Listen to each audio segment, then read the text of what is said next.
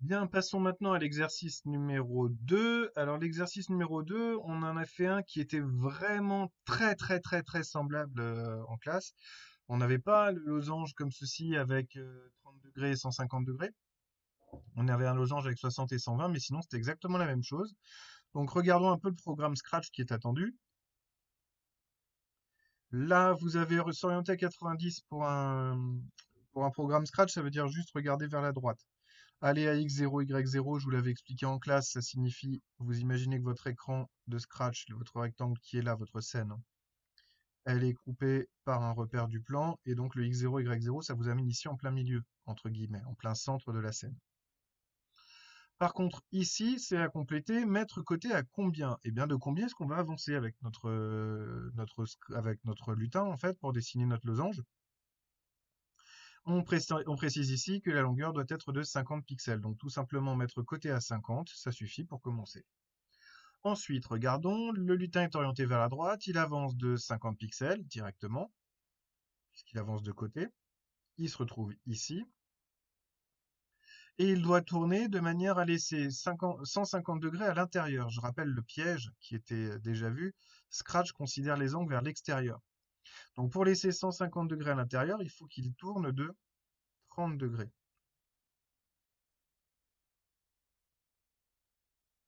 Après, il avance de 50 pixels et il est ici, toujours en train de regarder vers l'extérieur. Il veut un angle de 30 degrés à l'intérieur. Ça veut dire que là, il va tourner de 150 degrés.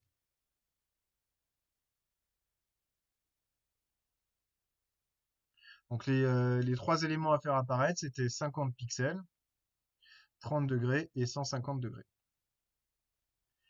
En utilisant le losange ci-dessus, elle obtient la rosace qui est là. Mais cette rosace, elle a été définie par quelle transformation? Alors, bah, c'est assez évident, vous avez été nombreux à bien le dire. C'est effectivement une rotation.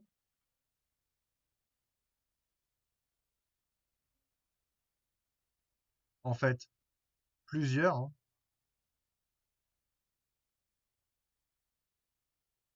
puisqu'il n'y a qu'un seul losange, donc normalement on en obtient 12. De centre A, on l'a appelé A directement, j'ai vu des élèves le faire et c'est une très bonne idée. Donc le centre de la figure. Et d'angle, bah combien alors? Pour pas que ça se chevauche mais que ça se colle quand même, il faut vraiment que notre losange bouge exactement. Donc ce côté-là doit venir ici. Donc ça veut dire que la rotation, elle se fait de 30 degrés. Le sens, par contre, n'est pas précisé. En fait, il n'est pas indiqué si on va tourner dans le sens des aiguilles d'une montre ou dans le sens contraire des aiguilles d'une montre. Donc ça, c'est voilà la deuxième partie.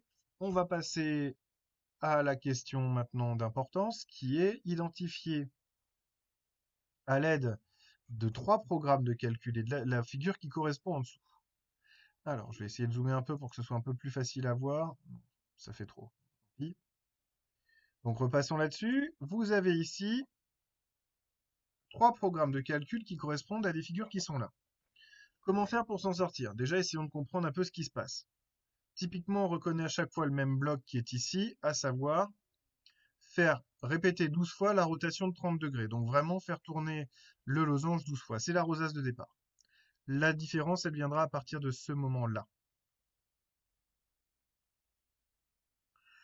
Regardons un peu.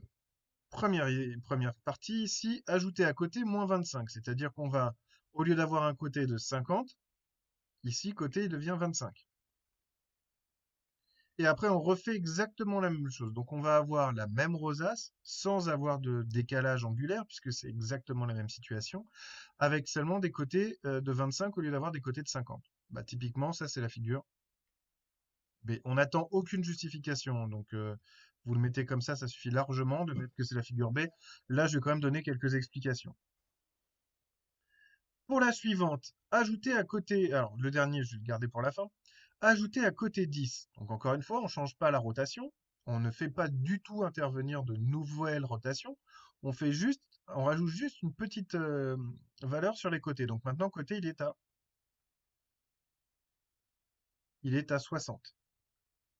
Partant de là, on va avoir encore une fois la même rosace, mais cette fois-ci un peu agrandie par rapport à la rosace de départ, et donc ça donne la figure A.